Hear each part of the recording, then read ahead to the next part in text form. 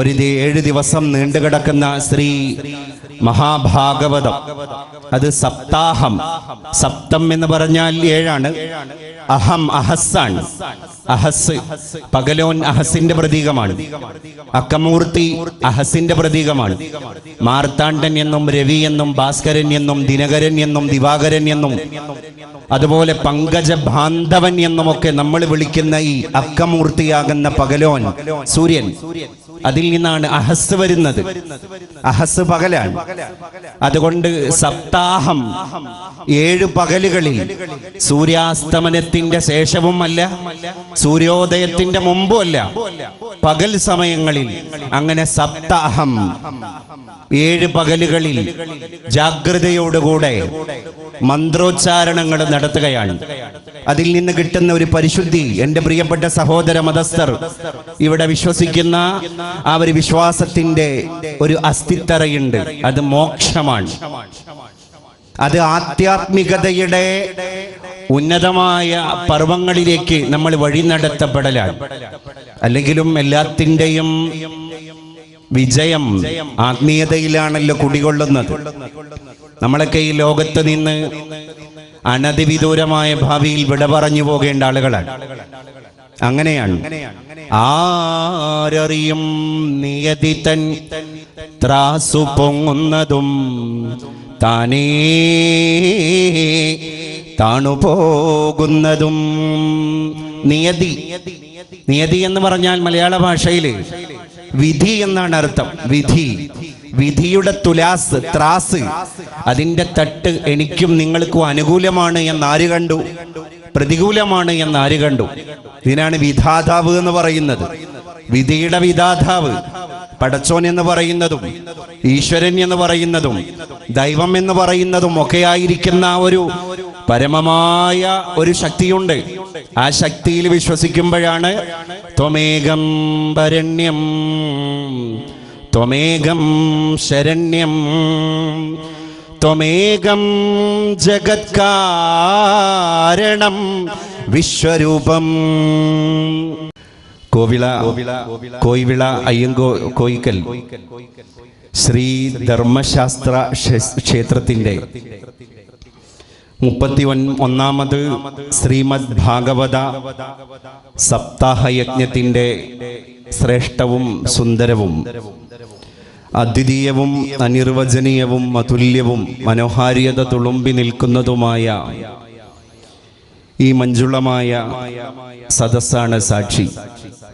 ഇന്നിൻ്റെ സായാഹ്നം ധന്യതയാർന്ന ഒരു സായാഹ്നമാണ്. ഈ ക്ഷേത്രമുറ്റത്ത്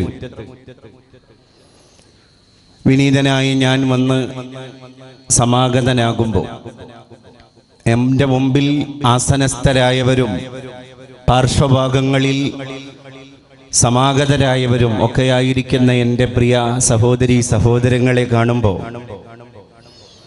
ഈ മാതാപിതാക്കളെ കാണുമ്പോൾ, ഈ അഗ്രജന്മാരെയും കനിഷ്ഠന്മാരെയും കാണുമ്പോൾ മതേതര ഭാരതത്തിൻ്റെ പൂത്തുല്ലസിച്ച ഒരു സൗഹൃദത്തിൻ്റെ ആത്മപരിവേഷത്തിൻ്റെ പരിശുദ്ധി ഇവിടെ അത്രമേൽ സ്പഷ്ടവും പ്രകടവുമാണ്.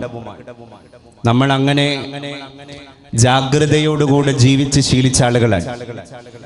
കൊണ്ടും കൊടുത്തും സ്നേഹമസൃണമായ ഒരു പുലരിയെ ആശ്ലേഷം നടത്തുകയും അങ്ങനെയുള്ള ഒരു സായന്തനത്തെ പോവാൻ അനുവദിക്കുകയും അടുത്ത പ്രഭാതത്തെ കണ്ണിമ ചിമ്മാതെ കാത്തിരിക്കുകയും ചെയ്യുന്ന ഈ സ്നേഹത്തിന്റെ ജാഗ്രത, അതാണ് കരുതൽ, മ്യൂച്വൽ അണ്ടർസ്റ്റാൻഡിങ്. സ്വാമി വിവേകാനന്ദന്റെ ഒരു പ്രസ്താവനയുണ്ടല്ലോ, love is the gateway to all miseries. സ്നേഹമാണ് ഏത് നിഗൂഢതകളിലേക്കും കടന്നു ചെല്ലാൻ, അതിൻ്റെയൊക്കെ നിഗുപ്തകളെ കൊട്ടിത്തുറന്ന് മുട്ടിത്തുറന്ന് അതിനകത്തേക്ക് പ്രവേശിക്കാൻ നമ്മളെ പ്രേരിപ്പിക്കുന്ന ഏറ്റവും വലിയ ശക്തി അത് സ്നേഹമാണ്. സ്നേഹമാണ് മനുഷ്യ ജീവിതത്തിന്റെ ഇന്ധനക്ഷമത. സ്നേഹമാകുന്ന വിളക്ക് അത് ജ്വലിക്കണമെങ്കിൽ അതിൻ്റെ മഹിമാവിലാസമാകുന്ന എണ്ണ അതിനകത്ത് അനിവാര്യമാണ്. എണ്ണയിട്ട യന്ത്രങ്ങളെ പോലെയെന്ന് നമ്മളെ ഭാഷയിൽ പറയാറുണ്ട്. അതുകൊണ്ട് സ്നേഹത്തിൻ്റെ ഈ ജാഗ്രതയുടെ സദസ്സിന്റെ മുറ്റത്ത് ധന്യമായ ഇന്നത്തെ സായന്തനത്തിൽ നിങ്ങളുമായിട്ട് ഞാൻ മനുഷ്യത്വത്തിൻ്റെ മാനവികതയുടെ കുറച്ച് വർത്തമാനങ്ങൾ, കരുതലിൻ്റെ കുറച്ച് സന്ദേശങ്ങൾ പകർന്നു നൽകുകയാണ് എൻ്റെ ഇത്തരണത്തിലുള്ള ഒരു ലക്ഷ്യം.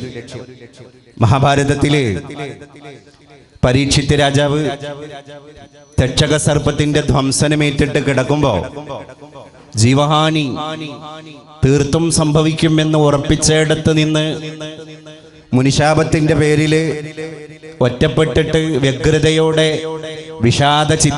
വിഷണ്ണനായിട്ട് കിടക്കുമ്പോ 7 ദിവസം നീണ്ടുകിടക്കുന്ന ശ്രീ മഹാഭാഗവതം, അത് സപ്താഹം. സപ്തം എന്ന് പറഞ്ഞാൽ 7ആണ്. അഹം അഹസ്സാണ്. അഹസ് പകലോൻ അഹസിന്റെ പ്രതീകമാണ്. അക്കമൂർത്തി അഹസിന്റെ പ്രതീകമാണ്. മാർത്താണ്ഡൻ എന്നും രവി എന്നും ഭാസ്കരൻ എന്നും ദിനകരൻ എന്നും ദിവാകരൻ എന്നും അതുപോലെ പങ്കജ ബാന്ധവൻ എന്നുമൊക്കെ നമ്മൾ വിളിക്കുന്ന ഈ അക്കമൂർത്തിയാകുന്ന പകലോൻ സൂര്യൻ, അതിൽ നിന്നാണ് അഹസ് വരുന്നത്. അഹസ് പകലാണ്. അതുകൊണ്ട് സപ്താഹം 7 പകലുകളിൽ സൂര്യാസ്തമനത്തിന്റെ ശേഷവുമല്ല, സൂര്യോദയത്തിന്റെ മുമ്പുമല്ല, പകൽ സമയങ്ങളിൽ അങ്ങനെ സപ്താഹം 7 പകലുകളിൽ ജാഗ്രതയോടുകൂടെ മന്ത്രോച്ചാരണങ്ങൾ നടത്തുകയാണ്. അതിൽ നിന്ന് കിട്ടുന്ന ഒരു പരിശുദ്ധി എൻ്റെ പ്രിയപ്പെട്ട സഹോദര മതസ്ഥർ ഇവിടെ വിശ്വസിക്കുന്ന ആ ഒരു വിശ്വാസത്തിന്റെ ഒരു അസ്ഥിത്തറയുണ്ട്. അത് മോക്ഷമാണ്. അത് ആധ്യാത്മികതയുടെ ഉന്നതമായ പർവങ്ങളിലേക്ക് നമ്മൾ വഴി നടത്തപ്പെടലാണ്. അല്ലെങ്കിലും എല്ലാത്തിൻ്റെയും വിജയം ആത്മീയതയിലാണല്ലോ കുടികൊള്ളുന്നത്. നമ്മളൊക്കെ ഈ ലോകത്ത് നിന്ന് അനധിവിദൂരമായ ഭാവിയിൽ വിട പറഞ്ഞു പോകേണ്ട ആളുകളാണ്. അങ്ങനെയാണ്. ആരറിയും നിയതി തൻ ത്രാസു പൊങ്ങുന്നതും താനേ താണുപോകുന്നതും. നിയതി, നിയതി എന്ന് പറഞ്ഞാൽ മലയാള ഭാഷയിൽ വിധി എന്നാണ് അർത്ഥം. വിധി, വിധിയുടെ തുലാസ്, ത്രാസ്, അതിൻ്റെ തട്ട് എനിക്കും നിങ്ങൾക്കും അനുകൂലമാണ് എന്നാര് കണ്ടു, പ്രതികൂലമാണ് എന്നാര് കണ്ടു? ഇതിനാണ് വിധാതാവ് എന്ന് പറയുന്നത്. വിധിയുടെ വിധാതാവ് പടച്ചോൻ എന്ന് പറയുന്നതും ഈശ്വരൻ എന്ന് പറയുന്നതും ദൈവം എന്ന് പറയുന്നതും ഒക്കെയായിരിക്കുന്ന ഒരു പരമമായ ഒരു ശക്തിയുണ്ട്. ആ ശക്തിയിൽ വിശ്വസിക്കുമ്പോഴാണ് ത്വമേകം വരണ്യം ത്വമേകം ശരണ്യം ത്വമേകം ജഗത്കാരണം വിശ്വരൂപം. അതിൻ്റെ അർത്ഥം എന്താണ്? നിന്നെ മാത്രം ഞങ്ങൾ ഭരിക്കുന്നു. ദൈവമേ, നിന്നോട് ശരണം തേടുന്നു. നീയാണ് വിശ്വത്തിന്റെ രൂപം, ജഗത് കാരണം, എല്ലാം നീയാണ്. ഞാൻ ഇന്ന് എൻ്റെ സന്ധ്യാനേരത്തെ മഗ്രിബ് നമസ്കാരത്തിന്റെ പ്രാർത്ഥന കഴിഞ്ഞിട്ട് പ്രാർത്ഥിച്ചതും ഇതേ മൊഴിയാണ്. പക്ഷേ അത് അറബി ഭാഷയിലാണ് എന്ന് മാത്രം. ലാ ഇലാഹ ഇല്ലല്ലാഹു വഹ്ദഹു ലാ ശരീക ലഹ് ലഹുൽ മുൽക്കു വലഹുൽ ഹംദ് യുഹ്യീ വയുമീതു വഹുവ അലാ കുല്ലി ഷൈഇൻ ഖദീർ. അതിൻ്റെ അർത്ഥം അത് തന്നെയാണ്. ഒരൊറ്റ ശക്തിയിലേക്ക് മനുഷ്യൻ ഇങ്ങനെ ഇഴുകിച്ചേരാണ്. പഴയൊരു പാട്ടുണ്ട്, ഇവിടെ ഹരിവരാസനം മുഴക്കപ്പെട്ടു. യേശുദാസ് എന്ന് പറയുന്ന ഗാനഗന്ധർവൻ എന്ന് മലയാളികൾ പേര് കൊടുത്ത ഗന്ധർവൻ എന്ന വാക്കിന്റെ അർത്ഥം തന്നെ ഉപദേവൻ എന്നാണ്. അതുകൊണ്ട് മലയാളത്തിൽ സംഗീതത്തിന് ഒരു ഉപദേവൻ ഉണ്ടെങ്കിൽ എന്ന് പറഞ്ഞിട്ട് ഗാനഗന്ധർവൻ യേശുദാസ് എന്നൊരു അപരനാമത്തിൽ അദ്ദേഹം ഇന്ന് മലയാണ്മയിൽ എന്ന് മാത്രമല്ല ലോക ഭൂപടത്തിൽ തന്നെ പ്രഖ്യാതനായി, അല്ലേ? അദ്ദേഹത്തിൻ്റെ ആ വഴിഞ്ഞൊഴുകുന്ന ഗാനശീലുകളുടെ ശബ്ദമാധുരിയുടെ അലയൊലികൾ ഇപ്പോഴും ഇവിടെ ഏതോ തരത്തിൽ ആന്തോളനം നടത്തിക്കൊണ്ടിരിക്കുന്നുണ്ട്. അദ്ദേഹത്തിൻ്റെ ഒരു പഴയകാലത്ത് പ്രത്യക്ഷപ്പെട്ട അദ്ദേഹത്തിൻ്റെ ചിരപുരാതനമായ അദ്ദേഹത്തിൻ്റെ കണ്ഠനിനാദങ്ങളിലൂടെ വീണമീട്ടിയ ചില വരികൾ മലയാളി ഭാഷ, ദേശ, ജാതി, വർഗ, മതങ്ങൾക്ക് പോലും അതീതമായിട്ട് ഏറ്റെടുത്ത വരികളാണ്. അതിങ്ങനെയാണ്: കുറി വരച്ചാലും കുരിശു വരച്ചാലും കുമ്പിട്ടു നിസ്കരിച്ചാലും കാണുന്നതും ഒന്നേ, കേൾക്കുന്നതും ഒന്നേ, കരുണാമയനാം ദൈവമൊന്നേ, ദൈവമൊന്നേ, ദൈവമൊന്നേ. ഞാൻ നേരത്തെ ചൊല്ലിയ ശ്ലോകം ഇതിലേക്കാണ് നമ്മളെയൊക്കെ അറിയാതെ വഴി നടത്തി കൊണ്ടുപോകുന്നത്. ഈ ലോകം വളരെ നശ്വരമാണ്. പരീക്ഷിത് രാജാവിന് കിട്ടിയ ഒരു ബോധം അത് തന്നെയാണ്. അവസാനം ഭാഗവതം അതിൻ്റെ എല്ലാ ഭാഗങ്ങളും മന്ത്രങ്ങളും പരാമർശിക്കപ്പെടുകയും അതിൻ്റെ അർത്ഥങ്ങൾ ഉൾക്കൊള്ളുകയും ചെയ്ത് അദ്ദേഹം ആത്മീയതയിലേക്ക് നീങ്ങിയെന്നാണ് ചരിത്രം. ആ പ്രമാണം നമ്മളെ ബോധ്യപ്പെടുത്തുന്നത്. അവസാനം അദ്ദേഹം ഭൗതിക ഇച്ഛകളോട് വിട പറയുകയാണ്. ഒരു മനുഷ്യൻ ഭൗതിക ഇച്ഛകളോട് വിട പറയുമ്പോഴാണ് അവൻ്റെ അകത്തളത്തിൻ്റെ ഉള്ളിലേക്ക് ഒരു വെളിച്ചം, പ്രകാശത്തിൻ്റെ കിരണങ്ങൾ വിരുന്നു വരുന്നത്. അപ്പോഴാണ് അവൻ്റെ സ്വാർത്ഥത അവന് ചവറ്റുകൊട്ടയിലേക്ക് വലിച്ചെറിയാൻ കഴിയുന്നത്. അല്ലെങ്കിൽ മനുഷ്യന്റെ പേര് സ്വാർത്ഥം ഭരി എന്നാണ്. സ്വാർത്ഥതയെ അവൻ ഭരിക്കുന്നു, അവനെ സ്വാർത്ഥത ഭരിക്കുന്നു. ഇതൊക്കെയാണ് സ്വാർത്ഥം ഭരി എന്ന വാക്കിന്റെ അർത്ഥം. നിസ്വാർത്ഥൻ അതിൻ്റെ നേരെ വിപരീതമാണ്. നിസ്വാർത്ഥനാകുമ്പോഴാണ് എൻ്റെ ദുഃഖം എൻ്റെ സഹോദരൻ്റെ ദുഃഖമാണ് എന്ന് പറയാനും മനസ്സിലാക്കാനും അത് പ്രാവർത്തിക തലത്തിലേക്ക് കൊണ്ടുവരാനും കഴിയുക. നിറഞ്ഞിരിക്കലും ദരിദ്രമീ രാജ്യം, നിരന്നിരിക്കലും വികൃതമെങ്കിലും, ഇവിടെ സ്നേഹിപ്പാൻ, ഇവിടെ യാശിപ്പാൻ, ഇവിടെ ദുഃഖിപ്പാൻ കഴിവതേ സുഖം. അല്ലേ? എല്ലാം കൊണ്ടും നിർഭരമായിരിക്കുന്ന ഈ രാജ്യത്തിന്റെ അകത്ത് സ്വന്തം സഹോദരന്റെ സ്നേഹത്തിൽ കുറച്ച് ആഹ്ലാദം കണ്ടെത്താൻ, ആഹ്ലാദത്തിൽ നമ്മളും കുറച്ച് ആഹ്ലാദിക്കാൻ, അവന്റെ ദുഃഖത്തിൽ നമ്മളും കുറച്ച് ദുഃഖിക്കാൻ, അവൻ എന്തെങ്കിലും സങ്കടങ്ങൾ വരുമ്പോൾ അത് നമ്മുടെ കൂടി സങ്കടമാക്കി മാറ്റാനുള്ള വിശാലത പ്രാപിച്ച ഒരു മനസ്സിലേക്ക് നമ്മൾ എത്തിച്ചേരുമ്പോഴാണ് നമ്മളൊരു മനുഷ്യത്വത്തിന്റെ ഉടമയാകുന്നത്. 2 ആഴ്ച മുമ്പ് എല്ലാ ഭാഗങ്ങളിലും ദീപാവലി ആഘോഷിക്കുകയുണ്ടായി. ദീപാവലി എന്ന വാക്കിന്റെ അർത്ഥം ദീപങ്ങളുടെ ആവലിയാണ്. ദീപം, ഒരു ദീപം ഉണ്ടായാൽ പോരാ. ആവലി എന്ന് പറഞ്ഞാൽ എന്താണ്? നിഗരം, നിവഹം, സംഘാതം, സഞ്ചയം എന്നൊക്കെ നമ്മൾ പറയും. കൂട്ടത്തിന്, ജനങ്ങളുടെ കൂട്ടമാണ് ജനാവലി. ഒരു നാട്ടിലെ പൗരന്മാരുടെ കൂട്ടമാണ് പൗരാവലി. അങ്ങനെയെങ്കിൽ ഒരുപാട് കത്തിജ്വലിച്ച ദീപങ്ങളുടെ കൂട്ടമാണ് ദീപാവലി എന്ന് പറയുന്നത്. അത് ദീപങ്ങളുടെ കൂട്ടമാണ്. എന്താ ഈ ദീപങ്ങൾ മനുഷ്യന്റെ മുമ്പിൽ അർത്ഥാക്കുന്നത്? ദീപം, ആ കത്തിച്ചു വെക്കുന്ന ദീപത്തിന്റെ ജ്വാല അത് ഹൃദയത്തിന്റെ ജ്വാലയാകണം എന്നൊരർത്ഥമാണ് ഈ വെട്ടിത്തിളങ്ങിക്കൊണ്ടിരിക്കുന്ന ദീപത്തിന്റെ കൈത്തിരികളൊക്കെ നമ്മളെ ബോധ്യപ്പെടുത്തുന്നത്. അതുകൊണ്ട് അന്ന് ഉച്ചരിച്ചൊരു മന്ത്രമുണ്ട്. ഏതാണ്? തമസോമാ ജ്യോതിർഗമയ. തമസ് പോകട്ടെ, ജ്യോതിസ് വരട്ടെ. അപ്പൊ തമസിന്റെ ഉപാസകന്മാർക്കൊക്കെ പോവാം, ജ്യോതിസിന്റെ ഉപാസകന്മാർക്ക് വരാം. പ്രകാശത്തിന്റെ ബദ്ധവൈരികൾക്ക് പോവാം, ജ്യോതിസിന്റെ ബദ്ധവൈരികൾക്ക് വരാം. അങ്ങനെ ജ്യോതിസിനെ ക്ഷണിക്കുകയാണ്. നമ്മുടെ ഹൃദയത്തിൽ ഈ ഒരു ഉജ്ജ്വലമായ കൈത്തിരി നമ്മൾ കത്തിച്ചു വെച്ചു കഴിഞ്ഞാൽ, അതുകൊണ്ടാണ് ഡയോജനീസ് എന്ന് പറഞ്ഞു പോയത്. റോമാ സാമ്രാജ്യത്തിലൂടെ നടന്നു പോകുമ്പോൾ അദ്ദേഹം പറഞ്ഞൊരു വാക്കുണ്ടല്ലോ, ഞാൻ മനുഷ്യനെ തിരയാണ്.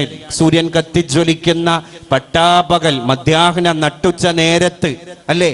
നമ്മൾ പറയാറുണ്ട് നട്ടുച്ച നേരം. ആ നട്ടുച്ച നേരത്ത് സൂര്യൻ ഇങ്ങനെ തലക്ക് മുകളിൽ ഉജ്ജ്വലമായിട്ട് ജ്വലനം നടത്തുമ്പോഴാണ് ഡയോജനീസ് ഒരു വിളക്ക് കത്തിച്ചു വെച്ചത്. അപ്പൊ ആളുകൾ ഡയോജനീസിനെ വിഡ്ഢി എന്ന് വിളിച്ചപ്പോ ഡയോജനീസ് തിരിച്ചു പറഞ്ഞൊരു വാക്കുണ്ട്, ഞാൻ മനുഷ്യനെ തിരയാണ്. എന്തിനാ മനുഷ്യനെ തിരയാൻ? ഈ സൂര്യൻ ഉജ്ജ്വലമായിട്ട് ജ്വലിക്കുമ്പോ ഒരു വിളക്ക് എന്ന് ചോദിച്ചപ്പോ പറഞ്ഞു, മനുഷ്യന്റെ ഹൃദയത്തിൽ ഇരുട്ട് മൂടിയിട്ടുണ്ട്.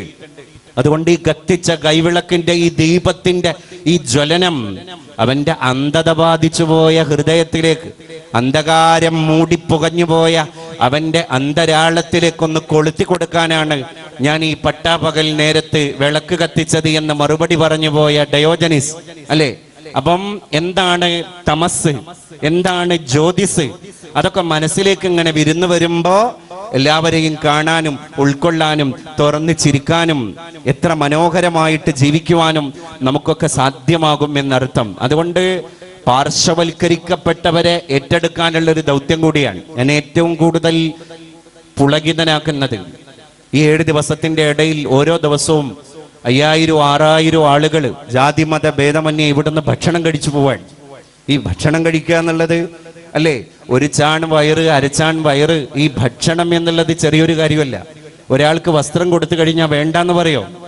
ഒരാൾക്ക് പണം കൊടുത്തു കഴിഞ്ഞാൽ വേണ്ടാന്ന് പറയോ? ഇല്ല. 10 രൂപ കിട്ടുന്നോന് അത് എങ്ങനെങ്കിലും 100 രൂപയാക്കണം എന്ന് പ്രാർത്ഥിക്കും, അതിനുവേണ്ടി പ്രവർത്തിക്കും. 100 രൂപ കിട്ടിക്കഴിഞ്ഞാൽ അത് എങ്ങനെങ്കിലും സഹസ്രമാകണമെന്ന് പ്രാർത്ഥിക്കും, അതിനുവേണ്ടി പ്രവർത്തിക്കും. അതിന് ഏത് ഊടുവഴികളിലൂടെയും അവൻ സഞ്ചരിക്കും, അല്ലേ? അതുകൊണ്ടാ പൂന്താനം നമ്പൂതിരിപ്പാട് പണ്ട് പാടിപ്പോയത്, ദശം കിട്ടുകിൽ അത് ശതമാകണമെന്നും ശതമായി കഴിഞ്ഞാൽ അത് സഹസ്രമാകണമെന്നും താല്പര്യപ്പെടുന്ന മനുഷ്യൻ. അപ്പൊ എന്താണ് അർത്ഥം? അർത്ഥം എന്ന വാക്കിന് ഒരുപാട് അർത്ഥങ്ങളുണ്ട്. അർത്ഥം എന്ന ഒരു വാക്കിന്റെ ഒരർത്ഥം സമ്പത്ത്, സ്വത്ത് എന്നാണ്. മലയാളത്തിൽ ഒരു ചൊല്ലില്ലേ, അല്പന് അർത്ഥം കിട്ടിയാൽ അർദ്ധരാത്രിയിലും കുടപിടിക്കും എന്ന് പറഞ്ഞാല്, സാമ്പത്തികമായിട്ട് ശേഷി ഇല്ലാത്തവന് പെട്ടെന്ന് ഒരാൾ കൊണ്ടുപോയിട്ട് അത്യാവശ്യം സാമ്പത്തിക ശേഷി ഉണ്ടാകാനുള്ള സാധ്യതകൾക്കുള്ള വകുപ്പൊക്കെ ഉണ്ടാക്കി കൊടുത്താൽ അവൻ അർദ്ധരാത്രിയിലും കുടപിടിക്കും, അല്ലേ? അപ്പൊ അർത്ഥം, അതുകൊണ്ടാണ് നമ്പൂതിരിപ്പാട് നമ്മളോട് പറഞ്ഞത്, അർത്ഥം എത്ര വളരെയുണ്ടായാലും അർത്ഥത്തെ കൊതിക്കുന്ന ഇതെത്ര പേർ. അർത്ഥം അത് ലോകത്ത് ഇന്ന് അനർത്ഥമായി കൊണ്ടിരിക്കുന്ന ഒരു കാലഘട്ടമാണ്. അർത്ഥത്തിന്റെ പേരിലാണ്, സ്വത്തിന്റെ പേരിലാണ് ഈ തർക്ക വിതർക്കങ്ങൾ മുഴുവൻ ഇവിടെ രൂപപ്പെടുന്നത്. അത് മുഴുവൻ മുള പൊട്ടുന്നതും സ്വത്തിന്റെ പേരിലാണ്. അപ്പൊ മനുഷ്യൻ അങ്ങനെ താർക്കികനായി പോവാൻ അവിടെയാണ്. അപ്പം പൈസ കിട്ടിയാലും മനുഷ്യന് മതിയാകില്ല, അതുപോലെ തന്നെ വസ്ത്രം കിട്ടിയാലും മതിയാകില്ല. ഭൗതിക ജീവിതത്തിന്റെ ഉപാധികൾക്ക് ആവശ്യമായ മറ്റ് ഏത് സാമഗ്രികൾ കൊടുത്താലും എനിക്ക് മതി എന്ന് മനുഷ്യൻ പറയില്ല. ആകെ നമ്മൾ വെച്ചു നീട്ടി കൊടുത്തിട്ട് മതി എന്ന് പറഞ്ഞ ഒരു വസ്തു ഈ പ്രപഞ്ചാണ്ട കടാകത്തിലുണ്ടെങ്കിൽ അത് നമ്മുടെ ആമാശയത്തെ നിറക്കാനുള്ള അരച്ചാൻ വയറിന്റെ അന്നമാണ്. അന്നം അത് എത്ര സുഭിക്ഷമാണെങ്കിലും, അത് എത്ര ഡെലീഷ്യസ് ആണെങ്കിലും, നമ്മളെ വയറ് നിറഞ്ഞു കഴിഞ്ഞാൽ നമ്മൾ പിന്നെ 2 കൈയും കാണിച്ചിട്ട് ആതിഥ്യ മര്യാദയോടുകൂടെ നമ്മളെ സൽക്കരിക്കുന്ന ദാതാവിനോട് സ്വീകർത്താവായ നമ്മൾ പറയാണ്, മതി, എനിക്കിനി തരല്ലേ, എന്നെ ഇനി ബുദ്ധിമുട്ടാക്കല്ലേ, എനിക്കിനി കഴിക്കാൻ കഴിയില്ല, ഞാൻ ക്ഷീണിതനാണ് എന്ന് മനുഷ്യൻ പറയാൻ, അല്ലേ? അപ്പൊ ഇവിടെയാണ്, ഇവിടെ അന്നം കൊടുക്കാൻ. അന്നം കൊടുപ്പിൻ പശിക്കേതിരാദ്യത്തെ അംഗം കുറിച്ചൊരവശ സംരക്ഷക. അന്നം കൊടുക്കുക, വിരുന്നൂട്ടുക. ഇത് ലോകത്തെ ഏറ്റവും വലിയൊരു ഹോസ്പിറ്റാലിറ്റിയാണ്, ആതിഥ്യ മര്യാദയാണ്. ഇത്രയും ആളുകൾക്ക്, ആയിരക്കണക്കിന് ആളുകൾക്ക് ഭക്ഷണം കൊടുക്കുന്നതിന്റെ പിന്നില് ഒരുപാട് സാധാരണക്കാരുടെ കരങ്ങളുണ്ട്. അത് അക്ഷീണം അവിടെ പ്രയത്നിക്കുന്നുണ്ട്. എല്ലാവരും കൂടെ പരന്നൊഴുകുന്ന ഒരു പാരാവാരമായി മാറുകയാണ്. സ്നേഹത്തിന്റെ ഒരു സാഗരം പോലെ, കാരുണ്യത്തിന്റെ ഒരു കടലല പോലെ, കരുതലിന്റെ ഒരു ആഴി പോലെ നമ്മളിങ്ങനെ ലോകത്ത് ഉത്ഥാനം തീർത്തുകൊണ്ടിരിക്കുകയാണ്. ഇതിൽ ഒരു സുഖമുണ്ട്. ഇങ്ങനെ കരുതലും കാണലും ഒക്കെ അറിഞ്ഞിട്ട് കണ്ടറിവോടുകൂടെ മനുഷ്യൻ ജീവിച്ചു പോകുന്നതിൽ ഒരു മനസ്സുഖമുണ്ട്. അതിവിടെ മാത്രല്ല. അതാണ് ഞാൻ പറഞ്ഞത്, ആധ്യാത്മികതയുടെ മോക്ഷം അകത്തേക്ക് കയറി ചെല്ലണം. അപ്പൊ പിന്നെ വീറുണ്ടാകൂല, അപ്പൊ പിന്നെ അഹന്തയുണ്ടാകില്ല, അപ്പൊ പിന്നെ സ്വാർത്ഥതയുണ്ടാകില്ല, അപ്പൊ പിന്നെ ഞാൻ എന്നൊരു അഭിനിവേശം ഉണ്ടാകില്ല. എല്ലാവരും നമ്മൾ എന്ന ഒരു കാന്തിയുടെ പദം മാത്രമല്ല, ആ ഒരു കാന്തിയുടെ ജീവിത ദർശനം കൂടി അവന് കൊണ്ടുപോകാൻ കഴിയും. അതുകൊണ്ട് ആ മലയാളത്തിൽ ഒരു വാക്ക് ചൊല്ലു പറഞ്ഞത്, നമിക്കിലുയരാം, നടുകിൽ തിന്നാം, നൽകുകിൽ നേടിയിടാം, അല്ലേ? നമിക്കിലുയരാം, നടുകിൽ തിന്നാം, നൽകുകിൽ നേടിയിടാം, നമുക്കു നാമേ പണിവതു നാഗം നരകവും അതുപോലെ. നമുക്കുള്ള സ്വർഗം പണിയുന്നതും നാഗം. സ്വർഗം നാഗമല്ല, നാഗം എന്ന് പറഞ്ഞാൽ പാമ്പാണ്. നേരത്തെ പറഞ്ഞു ഇവിടെ പരീക്ഷിത്ത് രാജാവിന് ധ്വംസനമേറ്റത്, അത് നാഗമാണ്. അത് ഗാ ആണ്, മൃദു ഗാ ആണ്, അഥവാ നാഭി കൊണ്ട് ഗമിക്കുന്നത്. അങ്ങനെയാണ് സർപ്പത്തിന് നാഗം എന്നൊരു വാക്കുണ്ടായത്. സർപ്പത്തിന് പന്നകം എന്നൊരു വാക്കുണ്ട് മലയാളത്തിൽ. എന്തുകൊണ്ട്? പള്ള കൊണ്ട് ഗമിക്കുന്നതാണത്. ഇത് നാക്കമാണ്. നാക്കം. നാക്കം എന്ന് പറഞ്ഞാൽ സ്വർഗമാണ്. അപ്പൊ നമുക്ക് സ്വർഗം ഉണ്ടാക്കുന്നതും നമുക്ക് നരകം പണിയുന്നതും നമ്മുടെ കർമ്മമാണ്, വേറൊന്നുമല്ല. അപ്പൊ ഇവിടെ ഒരു ലോജിക് പ്രവർത്തിക്കുന്നില്ല. There is no any logic in total universe. Only magic of miracle of God. അല്ലേ? ഇവിടെ എന്തോ ഒരു ദൈവികമായിരിക്കുന്ന മെസ്മറിസം പ്രവർത്തിക്കുന്നുണ്ട്. ലോജിക്കല്ല, യുക്തിസഹമല്ല. അതുകൊണ്ടാണ് യുക്തിവാദങ്ങളൊക്കെ ലോകത്ത് മുളപൊട്ടുന്നത്. യുക്തിവാദികൾ പറയുന്ന എന്താണ്? ഇതങ്ങനെ തന്നെ ഉണ്ടായി, അത് അങ്ങനെ ഒരു ശക്തിയൊന്നും ഇവിടെ ഇല്ല. അങ്ങനെയുള്ളവർക്ക് പിന്നെ ലോകത്ത് ആരെയും പേടിക്കണ്ട. ഒരു നിയമപാലകന്റെ അല്ലെങ്കിൽ യൂണിഫോം ഇട്ട ഒരു പോലീസുകാരൻ സാന്നിധ്യത്തിലുണ്ടെങ്കിൽ അവനെ പേടിച്ച് മാത്രം ജീവിക്കാം. അവരുടെ കൂടി അഭാവത്തിലാണെങ്കിലോ എന്തും ചെയ്യാം. അപ്പൊ പിന്നെ നായകനില്ല പട നായപ്പട അല്ലേ? അപ്പൊ നമ്മളെ ഏതോ ഒരു ശക്തി ഭരിക്കുന്നു എന്ന ആധ്യാത്മിക ബോധത്തിൽ നിന്നാണ് മനുഷ്യന്റെ കരുതൽ ഉണ്ടായിത്തീരുന്നത്. ആ കരുതലിൽ നിന്നാണ് എൻ്റെ അയൽവാസിക്ക് ഞാൻ വെച്ചു നീട്ടുന്നത്. ആ കരുതലിൽ നിന്നാണ് എൻ്റെ ഭക്ഷണം കഴിക്കാത്ത ഏകോദര സഹോദരനെ പോലെ ഞാൻ കാണുന്ന, ജാതി പോലും മതം പോലും ഞാൻ ഏത് എന്ന് അവൻ്റേത് അന്വേഷിക്കാത്ത ഒരു മനുഷ്യൻ എന്ന മാത്രയിൽ അവനെ ഞാൻ കണ്ടെത്തുകയും അവനെ ഞാൻ സ്നേഹത്തിന്റെ അന്നമാകുന്ന വിരുന്നൂട്ട് നൽകിയിട്ട് ആദരിക്കുകയും ചെയ്യുമ്പോഴാണ് അവനാകുന്ന മനുഷ്യനെ കാണുന്ന ഞാനൊരു മനുഷ്യനാകുന്നത് അല്ലേ? അപ്പൊ മനുഷ്യത്വത്തെ കണ്ടെത്തലാണ്. അല്ലാതെ ഒരുപാട് ബിരുദാനന്തര ബിരുദം എടുക്കുക, ഡിഗ്രികൾ എടുക്കുക, more degrees, but there is no common sense. എന്താ കാര്യം? ഒരുപാട് ബിരുദാനന്തര ബിരുദങ്ങൾ പുതിയ ലോകത്ത് നമ്മൾ കണ്ടുകൊണ്ടിരിക്കുകയാണ്. കോമൺ സെൻസ് ഇല്ല. ഈ അടുത്താണ് ഏതോ ഒരു മലയാള ഭാഷയിൽ പ്രസിദ്ധീകൃതമായ ദിനപത്രത്തിന്റെ ഈ നമ്മുടെ ഉത്രാടപ്പാച്ചിൽ കഴിഞ്ഞ് അത്തമ്പത്തിന്റെ തിരുവോണത്തിന്റെ അന്ന് മാവേലി മന്നൻ കടന്നു വരാൻ വലിയൊരു തൊപ്പിക്കോടയൊക്കെ ചൂടിയിട്ട് മാവേലി ഒരു വീട്ടിലേക്ക് വരുന്ന രംഗാണ് ആ പത്രദ്വാര പ്രത്യക്ഷപ്പെട്ട കാർട്ടൂണിന്റെ അകത്തുള്ള ഇതിവൃത്തം. അങ്ങനെ മാവേലി കയറി വരുന്നുണ്ട്. മാവേലി കയറി വന്നിട്ട് മാവേലി കോളിംഗ് ബെല്ല് അടിക്കാൻ, പുതിയ കാലല്ലേ, കോളിംഗ് ബെല്ല് അടിച്ചപ്പോൾ ആരും പുറത്തേക്ക് വരുന്നില്ല. അപ്പൊ മാവേലി നേരെ ലിവിംഗ് റൂമിലേക്ക് കയറി പോകുമ്പോ 5 മക്കള്, ആ വീട്ടിലെ 5 മക്കള് സോഫയിൽ ഇങ്ങനെ ഇരിക്കുന്നുണ്ട്. മാവേലി വിഷണ്ണനായി, അദ്ദേഹം ആകെ വിഷാദ ചിത്തനായി. അപ്പൊ മാവേലി സൂക്ഷിച്ചു നോക്കിയപ്പോ കണ്ടത് ഒരാൾ യൂട്യൂബിലാണ്, ഒരാൾ ഫേസ്ബുക്കിലാണ്, ഒരാൾ ട്വിറ്ററിലാണ്, അടുത്ത ആൾ ഇൻസ്റ്റയിലാണ്. അപ്പൊ ദുഃഖത്തോടുകൂടെ മാവേലി അവരോട് പറഞ്ഞു, നിങ്ങളൊന്ന് തലപൊക്കിയിരുന്നുവെങ്കിൽ എനിക്ക് അടുത്ത വീട്ടിലേക്ക് എനിക്ക് ഓണാശംസ നേരാൻ വേണ്ടി പോകായിരുന്നു എന്ന് പറഞ്ഞാല് മലയാളിയുടെ പുതിയ കാലത്തെ ഒരു ചിത്രത്തിന്റെ മൂകസാക്ഷിയായിരുന്നു ആ കാർട്ടൂൺ. ലിസണിംഗ് ക്ലിനിക്ക് തുടങ്ങുന്ന കാലമാണ് പുതിയ ലോകം. ലിസണിംഗ് ക്ലിനിക്കുകളുടെ കാലമാണ്. കേൾക്കാൻ ആളില്ലാത്ത ലോകം. ഒരു വീട്ടിൽ മക്കളുണ്ട്, പക്ഷേ അമ്മയ്ക്ക് കേൾക്കാൻ സമയമില്ല, അച്ഛന് കേൾക്കാൻ സമയമില്ല, ഉപ്പക്ക് സമയമില്ല, ഉമ്മാക്ക് സമയമില്ല. കാരണം അവരൊക്കെ തന്നെ അവരവരുടെ ലോകത്താണ്. ഇങ്ങനെ ഒരു പാശ്ചാത്യവൽക്കരണത്തിലേക്ക് നമ്മളെ നാട് കടന്നു പോവാൻ. ഈ അടുത്ത് എൻ്റെ സുഹൃത്തായൊരു മലയാളി അമേരിക്ക സന്ദർശിച്ചു. അദ്ദേഹം അവിടുത്തെ ഒരു ഹൈപ്പർ മാർക്കറ്റിൽ കയറിയ രംഗം പറയുന്നുണ്ട്. അച്ഛൻ വരുന്നു, അമ്മ വരുന്നു, മക്കൾ വരുന്നു. അങ്ങനെ മാതാവ് മാതാവിനുള്ളത് വാങ്ങുന്നു, പിതാവ് പിതാവിനുള്ളത് വാങ്ങുന്നു. അദ്ദേഹത്തിന്റെ ക്രെഡിറ്റ് കാർഡ് കൊടുക്കുന്നു.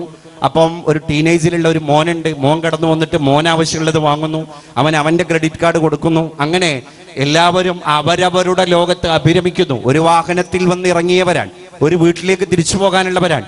പക്ഷേ മനസ്സുകൾക്ക് കാതങ്ങളുടെ അന്തരമായിരിക്കുന്ന ഒരു ലോകത്ത് ആ പാശ്ചാത്യവൽക്കരണങ്ങളെയൊക്കെ തൊടാതെ വിഴുങ്ങുന്ന ഒരു ആവിഷ്കാരത്തിലേക്ക് അഭിനവ മലയാളി എത്തിപ്പെട്ടിട്ടില്ല എന്നുള്ളതിൽ എനിക്ക് തർക്കമുണ്ട്. കാരണം പലപ്പോഴും എത്തിപ്പെട്ടിട്ടുണ്ട്. പൂന്താന നമ്പൂതിരിപ്പാട് ഞങ്ങളെ മലപ്പുറത്താണ്. അദ്ദേഹത്തിന്റെ ഇടിഞ്ഞു പൊളിഞ്ഞ ലോകം, 21-ാം നൂറ്റാണ്ടിന്റെ 20-ാം നൂറ്റാണ്ടിന്റെ ഇതിഹാസം എന്നീ കവിതകൾ ബൃഹത്തായ സന്ദേശങ്ങളാണ് മലയാളിക്ക് പ്രദാനം ചെയ്യുന്നത്. അദ്ദേഹം ഒരു മഹാകവിയാണ്. മഹാകാവ്യം എഴുതിയ തന്നെ മഹാകവിയാണ്. മഹാകവി അക്കിത്തം എന്നാണ് പറയാറുള്ളത്, അക്കിത്തം അച്യുതൻ നമ്പൂതിരിപ്പാടിനെ പറ്റി. അപ്പൊ അദ്ദേഹം പറയുന്നുണ്ട്, ഊശിക്കുടമ മുറിച്ചു വളർത്തിമേൽ മീശയും പൂണുന്നു ലോരിക്കളഞ്ഞവൻ ഒത്തുവായി കൊണ്ടു ജപിക്കേണ്ടി വന്നുമേ ഓക്കാനമേകുന്ന മീനും ഇറച്ചിയും എന്ന് പറഞ്ഞാല് വേദങ്ങൾ പാരായണം ചെയ്യുന്ന ഓത്തുവായി, അതാണ് വേദങ്ങൾ ഉച്ചരിക്കുന്ന വായാണ് ഓത്തുവായി. അങ്ങനെ ഓത്തുവായി കൊണ്ട് ജപിക്കേണ്ടി, വേദങ്ങൾ ജപിക്കേണ്ടി വന്ന ഓത്തുവായി കൊണ്ട് പിന്നെ ഓക്കാനമേകുന്ന മീനും ഇറച്ചിയും എൻ്റെ കുടുംബത്തിൽ അല്ലെങ്കിൽ എൻ്റെ തലമുറകളിൽപ്പെട്ടവർ തന്നെ ഉണ്ടും അങ്ങനെ തന്നെ കഴിച്ചും കൂടിയ ഒരു കാലഘട്ടം. അപ്പം ഇടിഞ്ഞു പൊളിഞ്ഞ ലോകത്ത് അദ്ദേഹം പറയുന്നുണ്ട്, എല്ലായിടത്തും പരിവർത്തനങ്ങൾ സംഭവിച്ചിട്ടുണ്ട്. മുസ്ലിം കുടുംബങ്ങളിൽ സംഭവിച്ചു, ഹൈന്ദവ കുടുംബങ്ങളിൽ സംഭവിച്ചു, ക്രൈസ്തവ കുടുംബങ്ങളിൽ സംഭവിച്ചു, ബുദ്ധ കുടുംബങ്ങളിൽ സംഭവിച്ചു. അങ്ങനെ പ്രാചീന കാലം മുതൽ നമ്മൾ അനുഷ്ഠിച്ചു പോന്നിരുന്ന ചില ചിട്ടവട്ടങ്ങൾ, ഓരോന്നിനും ആചാരമര്യാദകൾ, രീതിശാസ്ത്രങ്ങൾ ഒക്കെ ഉണ്ടായിരുന്നു. അത് ധാർമ്മികതയിലും കണ്ടറിവുകളിലും ഒക്കെ അധിഷ്ഠിതമായിരുന്നു എന്നാണ് കവി നമ്മളെ ബോധ്യപ്പെടുത്തുന്നത്. ഞാൻ 3 ദിവസം മുമ്പ് പ്രത്യക്ഷപ്പെട്ട ഒരു പത്രത്തിലെ ഒരു വാർത്ത എന്നെ കൂടുതൽ ഇരുത്തി ചിന്തിപ്പിച്ചു. ഇന്ത്യ രാജ്യത്ത് പ്രസിദ്ധീകൃതമാകുന്ന ഒരു മെഡിക്കൽ ജേണലാണ് ലാൻസെറ്റ്. ലാൻസെറ്റ് ഈ അടുത്ത് ഒരു പഠനം നടത്തി. 7 വയസ്സ് മുതൽ 19 വയസ്സ് വരെയുള്ള കൗമാരക്കാരായ കൊച്ചുകുട്ടികളുടെ രക്ഷിതാക്കളിലാണ് ഈ ഒരു കാനേശുമാരി നടത്തിയത്. ആ കാനേശുമാരിയുടെ ഈ ഒരു കണക്കെടുപ്പിന്റെ ഞെട്ടിപ്പിക്കുന്ന അനന്തര ഫലം ഈ ലാൻസെറ്റ് എന്ന് പറയുന്ന ഇന്ത്യയിലെ ഈ മെഡിക്കൽ ജേണൽ പ്രസിദ്ധീകരിക്കാൻ, പുറത്തുവിടാൻ. അതിലവർ പറഞ്ഞത് നമ്മുടെ രാജ്യത്ത് താമസിക്കുന്ന ഈ പ്രായത്തിൽ, ഈ ഏജ് ഗ്രൂപ്പിലുള്ള കുട്ടികളിൽ 66% കുട്ടികളും ടെക് അഡിക്ഷനിലാണ്, ഇന്റർനെറ്റ് അടിമത്തത്തിലാണ്. അവർ സോഷ്യൽ മീഡിയ പ്ലാറ്റ്ഫോമിൽ, OTT പ്ലാറ്റ്ഫോമിൽ, ഗെയിം ആപ്പുകൾ, അങ്ങനെ ഉള്ള ഒരു വ്യവഹാരത്തിലാണ് അവരുള്ളത്.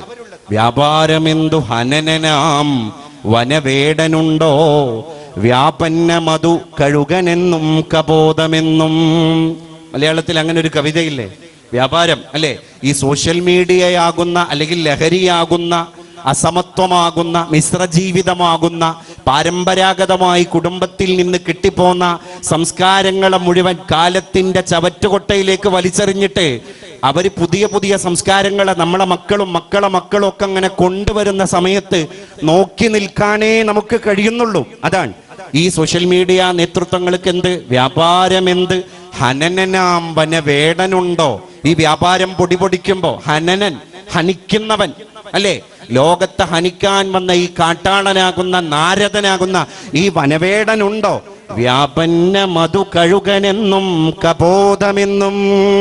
വ്യാപന്നം, തൻ്റെ അസ്ത്രത്തിന്റെ കണവലിക്കുമ്പോ പുറപ്പെടുന്ന തൻ്റെ അമ്പിന്റെ, അസ്ത്രത്തിന്റെ, തൻ്റെ ടൂളിന്റെ, തൻ്റെ മൂർച്ചയേറിയ വിഷം പുരട്ടിയ ആയുധത്തിന്റെ ഇര വ്യാപന്നം. ഈ വ്യാപാരം നടക്കുന്നത്, ഈ വ്യാപാരത്തിന്റെ ഇര, അതാണ് വ്യാപന്നം.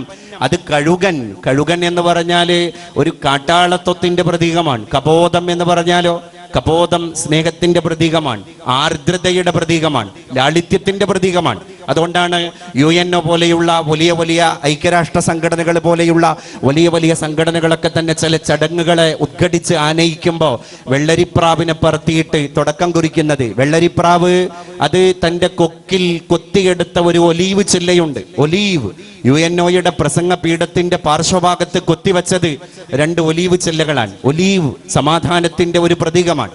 പ്രാവ് അത് സമാധാനത്തിന്റെ മറ്റൊരു പ്രതീകമാണ്. ഉറുദു ഭാഷയിലും ഹിന്ദി ഭാഷയിലും കബോത്തർ എന്ന് പറയുന്ന, നമ്മളെ മലയാള ഭാഷയിൽ ആണിനും പെണ്ണിനും വ്യത്യസ്ത പേരുകളുള്ള കബോധം, കബോധി, ആൺപ്രാവ് കബോധം, പെൺപ്രാവ് കബോധി എന്ന് നമ്മൾ പറയുന്ന കബോധം അല്ലേ, പ്രാവ്. അപ്പം പ്രാവാവട്ടെ, അതുപോലെ തന്നെ കഴുകനാകട്ടെ, ആരായാലും കുഴപ്പമില്ല. സോഷ്യൽ മീഡിയയുടെ ഇര ആരായാലും കുഴപ്പമില്ല. അങ്ങനെ ഒരു വാണിജ്യം അരങ്ങ് തകർന്നുകൊണ്ടിരിക്കുന്ന കുതൂഹലങ്ങളുടെ, കലഹങ്ങളുടെ, കോലാഹലങ്ങളുടെ, വിഹ്വലതകളുടെ ലോകത്താണ് എൻ്റെ പ്രിയപ്പെട്ട അച്ഛനമ്മമാരെ, എൻ്റെ പ്രിയപ്പെട്ട സഹോദരി സഹോദരങ്ങളെ, നമ്മളൊക്കെ ജീവിച്ചുകൊണ്ടിരിക്കുന്നത്. അതുകൊണ്ട് വയസ്സായ ആളുകളെ നോക്കാൻ ആളില്ല. അവരോട് ആർദ്രമായ ഒരു വർത്തമാനം പറയാൻ ആർക്കൊന്നും കഴിയുന്നില്ല. 74 വയസ്സായ നമ്മുടെ അച്ഛമ്മയോട്, അമ്മച്ചിയോട്, വലിയമ്മച്ചിയോട് നമ്മൾ പറയാണ്, വല്യമ്മച്ചി ഇങ്ങനെയൊന്നും ഇപ്പൊ പറയാൻ പറ്റൂല, ഇപ്പോഴത്തെ കാലത്തൊന്നും ഇങ്ങനെ പറയാറില്ല. നിങ്ങൾ ഈ ആള് കൂടുന്നിടത്ത്, ജനങ്ങൾ കൂടുന്നിടത്ത്, വീട്ടിൽ അതിഥികൾ വരുന്നിടത്ത് ഇങ്ങനെ പരിസരവും അതുപോലെ തന്നെ സാഹചര്യവും ഒന്നും പരിഗണിക്കാതെ എന്തെങ്കിലുമൊക്കെ വിളിച്ചു പറഞ്ഞാൽ അത് പുതിയ തലമുറക്ക് ദഹിക്കില്ല എന്ന് ആരാ പറയുന്നത്? പൗത്രൻ അല്ലെങ്കിൽ പൗത്രി അല്ലേ? പേരക്കുട്ടി പോയിട്ട് വല്യമ്മച്ചിയുടെ അടുത്ത് പറയാൻ. അപ്പൊ ആ വല്യമ്മച്ചി എന്ത് ചെയ്യണം? 74 കൊല്ലം താൻ കണ്ടത്, അനുഭവിച്ചത്, പഠിച്ചത്, ശീലിച്ചത്, ചെയ്തത് ഒരൊറ്റ പേരക്കുട്ടിയാകുന്ന സോഷ്യൽ മീഡിയ അഡിക്ഷന്റെ പ്രതീകമാകുന്ന ആ ഒരൊറ്റ പേരക്കിടാവിന്റെ ഡയലോഗിലൂടെ തൂത്തെറിയണം, തകർത്ത് തരിപ്പണാക്കണം. എങ്ങനെ ഉൾക്കൊള്ളാൻ കഴിയും? അപ്പൊ അത് ഡെമോളിഷ് ആവാൻ.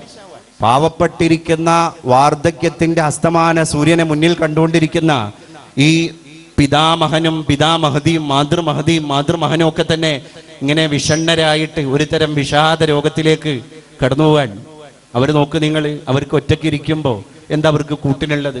ഒരു 17 വയസ്സുള്ള 25 വയസ്സുള്ള ഒരു കുട്ടി ഒരു ക്ലിനിക്കിൽ പോയി ഒരു ഡോക്ടർ വെയിറ്റ് ചെയ്യുകയാണെങ്കിൽ അരമണിക്കൂർ കഴിഞ്ഞിട്ടേ ഡോക്ടർ വരുള്ളൂ എന്ന് പറഞ്ഞാൽ അവന്റെ മുഖത്ത് ഒരു മ്ലാനതയുടെ നിഴലാട്ടം പോലും ഇല്ല. ഓക്കെ, ഞാൻ ഡീൽ ചെയ്തോളാം. അവൻ വാട്സപ്പ് തുറക്കാൻ, അവൻ ഫേസ്ബുക്ക് തുറക്കാൻ, അവൻ ഡാറ്റ ഓൺ ചെയ്യാൻ, അവന് സമയം പോയത് അറിയുന്നില്ല.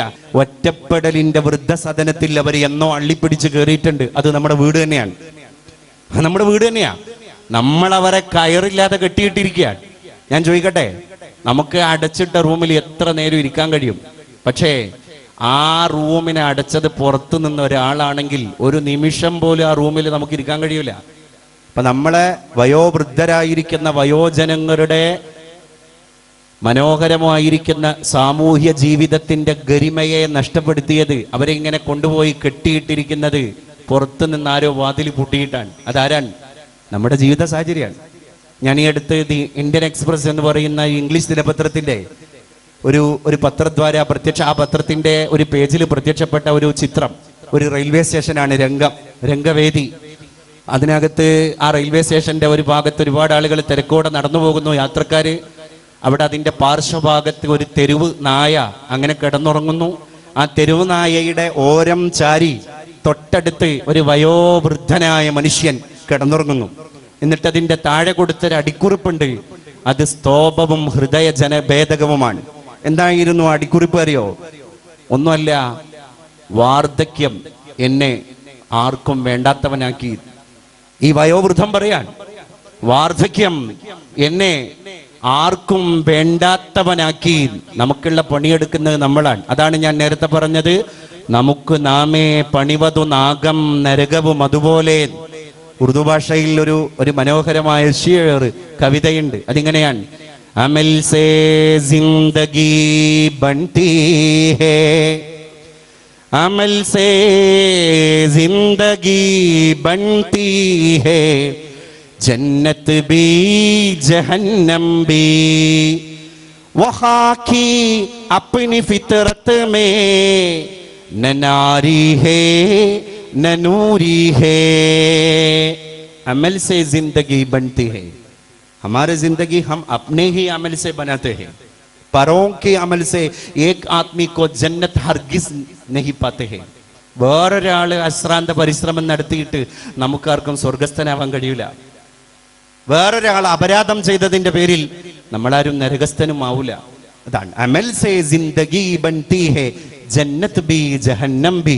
നമുക്ക് നാമേ പണിവതു നാഗം നരകവും അതുപോലെ. അത് തന്നെയാണ് ഇതിന്റെ അർത്ഥം.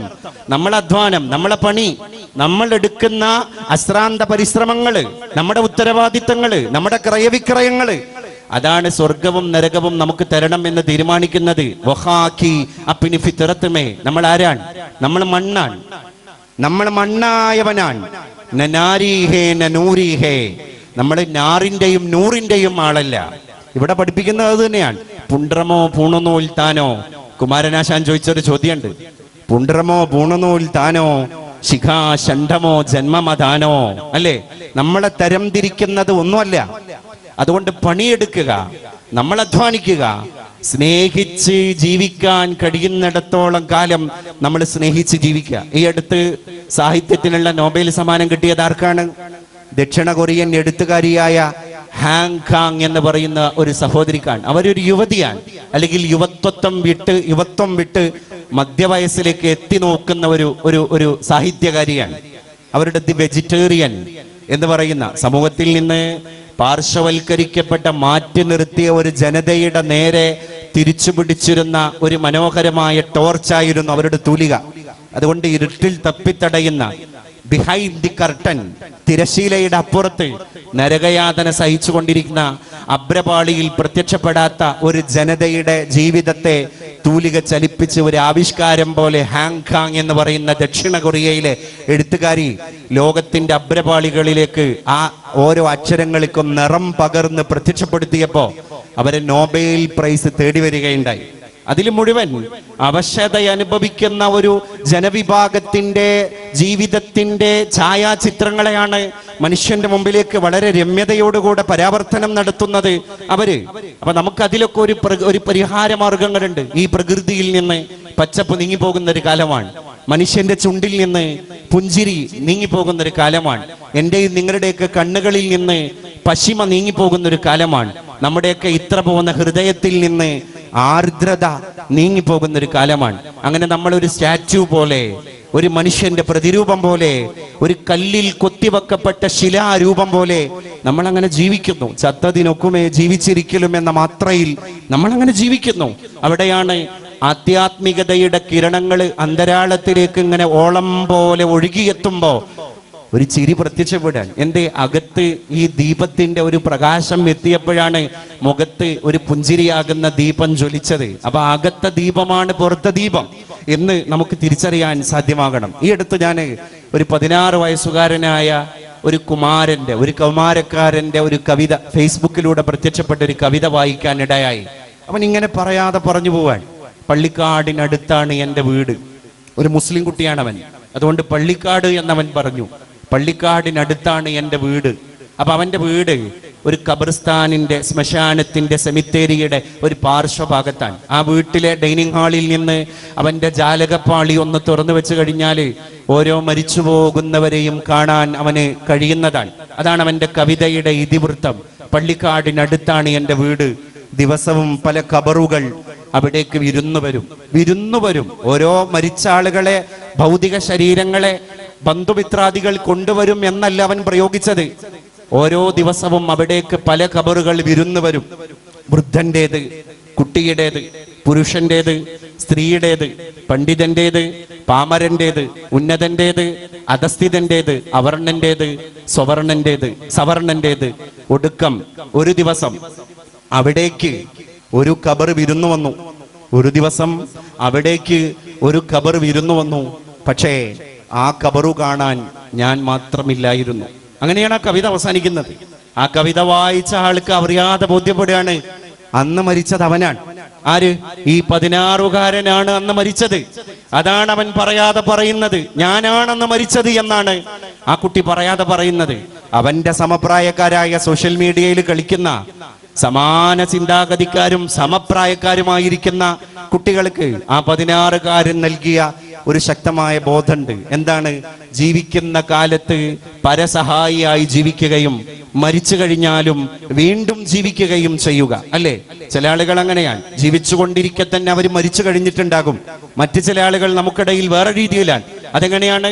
മരിച്ചു കഴിഞ്ഞാലും അവർ നമുക്കിടയിൽ ജീവിക്കുന്നുണ്ടാകും. രണ്ട് രൂപമാണ് മനുഷ്യൻ.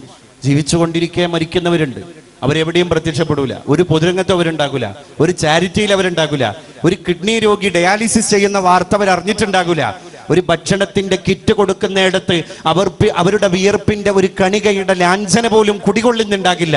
അങ്ങനെ ജീവിക്കുമ്പോഴും മരിച്ചു കഴിഞ്ഞ ജന്മങ്ങൾ ഇവിടെയുണ്ട്. എന്നാലോ മരിച്ചു കഴിഞ്ഞിട്ടും ജീവിക്കുന്നവരുണ്ട്. രത്തൻ ടാറ്റ, അദ്ദേഹം ഒരു പാഴ്സി മതക്കാരനാണ്. പക്ഷെ അദ്ദേഹത്തിന്റെ മതത്തിന്റെ അളവുകോലിലോ അദ്ദേഹത്തിന്റെ ദർശനത്തിന്റെ പ്രത്യയശാസ്ത്ര വിശ്വാസധാരയുടെ അളവുകോലിലോ അല്ല ഇന്ന് 135 കോടിയിൽ പരം വരുന്ന ഭാരതീയനും അതിന്റെ അപ്പുറം വരുന്ന ലോകത്തെ മറ്റുള്ള മനസാക്ഷികളുടെ മനുഷ്യരും അദ്ദേഹത്തെ വായിക്കുന്നത്. Who is Ratan Tata? ആരായിരുന്നു അദ്ദേഹം എന്ന് വായിക്കാൻ, അല്ലേ? ഇന്ത്യ രാജ്യത്തിന്റെ മുംബൈ നഗരത്തിലൂടെ നടന്നു പോകുമ്പോ ഒരു അച്ഛൻ ബൈക്ക് ഓടിക്കുന്നു, നടുവില് കൊച്ചു കിടാവിരിക്കുന്നു, പിന്നില് അദ്ദേഹത്തിന്റെ ഭാര്യ, ഈ കിടാവിന്റെ അമ്മ ഇരിക്കുന്നു. വെയിലത്ത് വിയർത്തൊലിച്ചിട്ട് മുംബൈയുടെ ഒരു നഗരവീതിയിലൂടെ അവര് പോകുമ്പോ നടന്നു പോകുന്ന രത്തൻ ടാറ്റ പറയാണ് കൂടെയുള്ള ഒരാളോട്, ഈ പാഴ് സ്വപ്നങ്ങളുമായിട്ട് ജീവിക്കുന്നവർക്കും നമുക്ക് അവരുടെ സ്വപ്നങ്ങളെ ഒന്ന് നെയ്ത് കൊടുക്കണ്ടേ? അദ്ദേഹം പിന്നെ റൂമിലേക്ക് പോയിട്ട് അദ്ദേഹത്തിന്റെ എഞ്ചിനീയർ വിളിച്ചിട്ട് പറയാണ്, പാവപ്പെട്ടവന്റെ സ്വപ്ന സാക്ഷാത്കാരത്തിന് വെയിൽ കൊള്ളാത്ത, മഴ കൊള്ളാത്ത ഒരു കാറ്, ഒരു കൊച്ചു വാഹനം നമുക്ക് എന്തുകൊണ്ട് യാഥാർത്ഥ്യമാക്കിക്കൂടാ?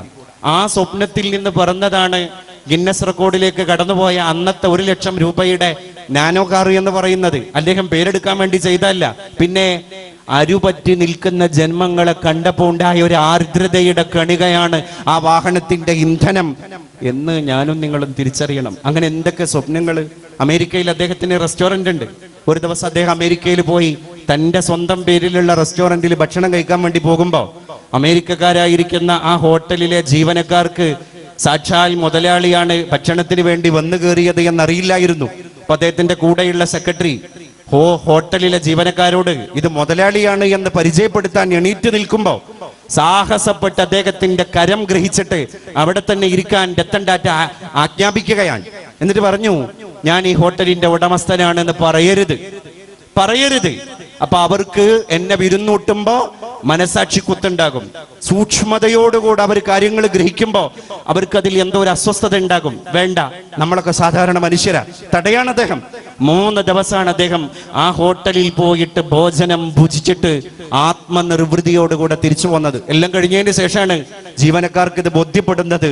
എന്റെ പ്രിയപ്പെട്ടവരെ, അങ്ങനെ ജീവിതത്തിന്റെ ഓരോ അളവിലും, അല്ലെ, ശന്തനു നായിഡു എന്ന് പറയുന്ന ഒരു 20 വയസ്സുകാരനായ ചെറുപ്പക്കാരൻ മെയിലേക്ക് ഡൽഹിയിൽ നിന്ന് രത്തൻ ടാറ്റക്ക് തെരുവ് ജീവികൾ, നായയും പട്ടിയും പൂച്ചയുമാകുന്ന തെരുവ് ജീവികൾക്ക് ഭക്ഷണമില്ലാതെ വിശന്നിട്ട് ശരീരത്തിൽ വ്രണം ബാധിച്ചിട്ട് അവയെ ശുശ്രൂഷിക്കാനോ പരിചരിക്കാനോ സംരക്ഷിക്കാനോ ഇവിടെ ഒരു സംവിധാനമില്ല.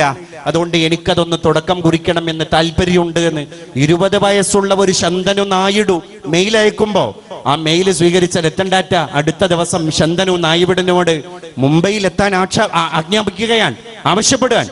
ആ കുട്ടി എത്തുന്നു. എത്തിയ മുറക്ക് അവന്റെ കാര്യങ്ങൾ അദ്ദേഹം സശ്രദ്ധം ഗ്രഹിക്കുന്നു. അത് ഗ്രാഹ്യമാണ്, അത് ഗ്രഹിക്കേണ്ടതാണ് എന്ന് ബോധ്യപ്പെടുമ്പോ അവനെ സ്വന്തം പേഴ്സണൽ സ്റ്റാഫുകളുടെ കൂട്ടത്തിലേക്ക് അദ്ദേഹം ആസനസ്ഥനാക്കുന്നു, ആരൂഢനാക്കുന്നു. ഇന്ന് 30 വയസ്സാണ് ശന്തനു നായിഡുവിന്. അവന്റെ ഓരോ റീൽസും ഞാൻ യൂട്യൂബിലൂടെ അങ്ങനെ ശ്രദ്ധിച്ചപ്പോ എല്ലാം കണ്ടന്റുള്ള വർത്തമാനങ്ങളാണ്, എല്ലാം അങ്ങനെയാണ്, കരുതലുള്ള വർത്തമാനങ്ങളാണ്. ഒരു മനുഷ്യന്റെ അരുപറ്റി നിന്നപ്പോ കിട്ടിയതാണ്, അതേ അങ്ങനെ മരിച്ചു പോവാൻ. സ്വന്തം സമ്പത്തിന്റെ 60% പാർശ്വവൽക്കരിക്കപ്പെട്ട ദരിദ്ര നാരായണന്മാർക്ക് വേണ്ടി മരിക്കുന്നതിന്റെ മുൻപ് തന്നെ വിൽപത്രത്തിൽ എഴുതി വെച്ചിട്ട് നക്ഷത്രങ്ങളെ പ്രണയിച്ച് മഴയെ കിനാവ് കണ്ടിട്ട് മൗനിയായിട്ട് മന്ദസ്മിതം തൂകി നടന്നുപോയൊരു മനുഷ്യൻ മരിച്ചിട്ടുണ്ട്. പക്ഷെ അദ്ദേഹം ഇന്നും എൻ്റെ ഈ വാക്കിലൂടെ ഈ സദസ്സിൽ ജീവിച്ചുകൊണ്ടിരിക്കുകയാണ്. അങ്ങനെ പരശതം വാക്കുകളിലൂടെ പരസഹസ്രം സദസ്സുകളിൽ അദ്ദേഹം ഇപ്പോഴും ചിരഞ്ജീവിയായിക്കൊണ്ടിരിക്കുകയാണ്. എന്തുകൊണ്ട്? മനുഷ്യന്റെ കർമ്മങ്ങളാണ്. അതാണ് ഞാൻ നേരത്തെ പറഞ്ഞ ഉറുദു കവിതയുടെ സാരം. അമൽ സേ ജിന്ദഗി ബൻതി ഹേ. നമ്മുടെ കർമ്മങ്ങളാണ് നമ്മുടെ ജീവിതത്തെ ജീവിതമാക്കുന്നത്. എനിക്കും നിങ്ങൾക്കും സ്വർഗം നൽകുന്നത് നമ്മുടെ നല്ല നിഷ്കളങ്ക മനോഭാവത്തോടെ, നല്ല നീയത്തോടു കൂടെയുള്ള സ്വാലിഹായ അമലുകളാണ്, നല്ല കർമ്മങ്ങളാണ്. അതാണ് സച്ചരിതമായ കർമ്മങ്ങൾ. അറബി ഭാഷയിൽ പറയുന്ന വാക്കിന്റെ അർത്ഥം അതാണ്, സച്ചരിതമായ കർമ്മങ്ങൾ. അപ്പൊ സമ്പത്തിനെ അങ്ങനെയും വിനിമയം ചെയ്യാമെന്ന് മുംബൈയുടെ നടുത്തട്ടിൽ നിന്ന് ഒരു മനുഷ്യൻ നമ്മളെ ബോധ്യപ്പെടുത്താൻ. എന്നാൽ അതേ മുംബൈയിലാണ് കുറച്ച് മാസങ്ങൾക്ക് മുൻപ് ഏഷ്യയിലെ തന്നെ ഏറ്റവും വലിയ വീടിന്റെ ഉടമയായ മുകേഷ് അംബാനി തന്റെ മകനായ ആനന്ദിന്റെയും രാധിക മർച്ചന്റിന്റെയും കല്യാണം നടത്തിയത്, അല്ലേ? 200 പ്രൈവറ്റ് ജെറ്റ് വിമാനങ്ങളാണ് സ്വന്തം മകന്റെ കല്യാണത്തിന് വേണ്ടി ഒരു മുതലാളി വാടകക്കെടുത്തത്. 200 ജെറ്റ് വിമാനങ്ങൾ വാടകക്കെടുക്കണമെങ്കിൽ നമ്മളൊന്ന് ചിന്തിച്ചു നോക്ക്. എന്നിട്ട് അവരുടെ തറവാട് കുടുംബ നാടായിരിക്കുന്ന ഗുജറാത്തിലെ ജാംനഗറിൽ വെച്ച് ഒരു പ്രീ വെഡിങ് മാരിറ്റൽ ഫംഗ്ഷൻ നടക്കുക. അതിന് 1200 കോടി രൂപ ചെലവായത്.